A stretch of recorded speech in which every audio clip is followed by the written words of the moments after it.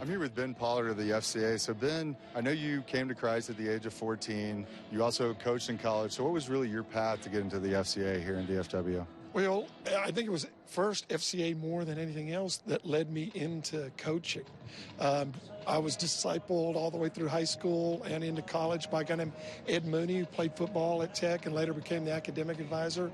And it just really wanted me to, I really had that desire to coach at the college level. So, I coached as a strength coach for almost 30 years. Over the last 2 years, it was just praying, wrestling with the idea of coming back here to Dallas, to Texas, where I met and married my wife and, enjoyed time before to go to work full-time for FCA. So you work with DISD primarily. So what do you do to support them? Well, I think kind of one of the unique things about the DISD, especially in this north side, is the fact that 30 years ago when I met my wife here, it was very different. And it's gone through a lot of transition.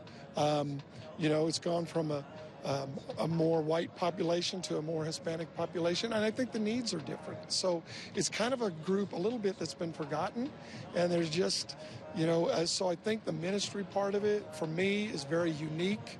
My background of coaching allows me to kind of go in there and mix it up. I'm not too worried about it, but it's just kind of a new, unique niche right now for us. So you guys have a program at the FCA called the One Way to Play, and it's a sobriety challenge for the kids. How does that work, and how do y'all implement that? Well, it's an initiative now that's almost 2 decades old.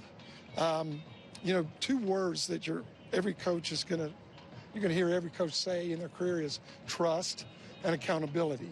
And the One Way to Play initiative is kind of built on that idea that you and I are going to make an agreement, me as coach, you as player to player, that we're going to refrain from using drugs or alcohol while we're on this team together, while we're endeavoring, whatever it may be. And even though that, you and I talked, even though this is 2 decades old, it's really relevant right now because I think athletes are getting really mixed messages about drug use. You got NBA players talking about using marijuana.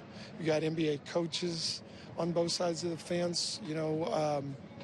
You've got the death of a former Heisman Trophy winner this week that was admittedly struggled with marijuana use. You've got a whole state that just legalized recreational marijuana. So, our youth, especially athletes, are getting a lot of conflicting views about drugs and alcohol. So this is an opportunity still to make a commitment to be the best you can be focused on and passionate about the sport you're playing rather than being distracted by drugs and alcohol.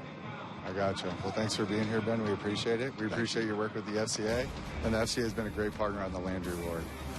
Well, more of the GMC Landry Award halftime show from the Ford Center at the Star coming up here shortly.